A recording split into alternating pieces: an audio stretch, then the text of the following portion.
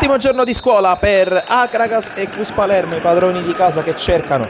un ultimo punticino per evitare la retrocessione diretta in C2. Dall'altra parte c'è la capolista che sempre con quel punticino potrebbe andare a vincere per la prima volta nella storia il campionato di Serie C1 e approdare in B nazionale. La sintesi con le immagini realizzate da Andrea Germone inizia subito con Graceffo che respinge sul tentativo di Guarino, ancora molto attivo il numero 7 che qui sbaglia una brutta palla, allora consente a Sirone di involarsi verso la porta Cussina, bravissimo ai confini dell'area di rigore Lo Piparo a respingere, poi prova ad accendersi Lucchese, bravo Graceffo a dire di no, azione che continua con la conclusione ancora di Guarino, ancora Graceffo questa volta in spaccata a coprire il palo alla sua destra, Graceffo che qui sbaglia il rinvio e di fatto confeziona la conclusione di Dell'Aria che calcia all'improvviso, palla fuori. Poi azione insistita al limite dell'area Acragantina, ricordiamo che si gioca a San Cataldo in campo neutro, la palla di Quinario con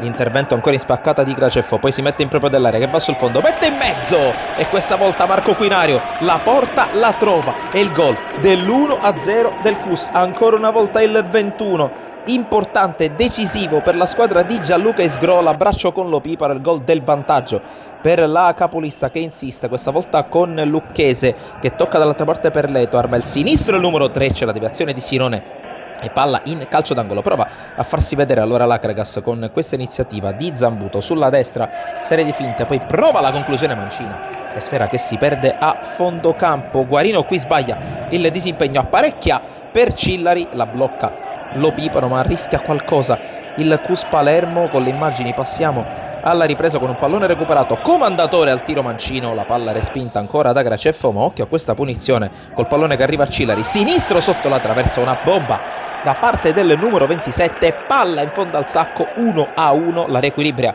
l'Akragas con il suo capitano e giocatore più rappresentativo. Cus che però torna a farsi vivo con Baucina che dopo lo scambio con Leto arma Amici, non c'è movimento dei compagni, allora Amici fa tutto da solo, conclusione mancina sopra la traversa, angolo Akragas con Sirone, qui Zambuto non riesce a indirizzarla verso la porta, poi riesce anche a recuperare palla, Scillari con la conclusione respinta da Lo Piparo e allora Dell'Aria prova a mettersi in proprio, serie di finte, arriva sul fondo, va a calciare, Graceffo la va a mettere fuori con la sua respinta, poi ancora Cus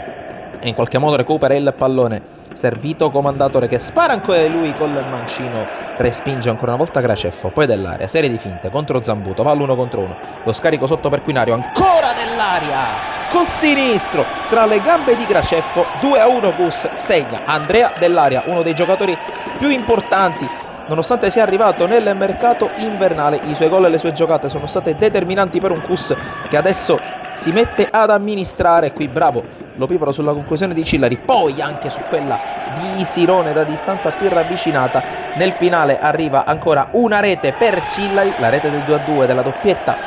personale, ma è una rete che serve soltanto per le statistiche, perché dopo questa azione palleggia nella sua metà campo il Cus Palermo che fa passare i secondi e poi arriva la sirena, quella più attesa dall'inizio della stagione. Finisce 2-2 tra Akragas e Cus Palermo, festeggia il Cus per l'approdo storico in Serie B e allora con queste immagini un saluto da San Cataldo, da Sportisili e alla prossima.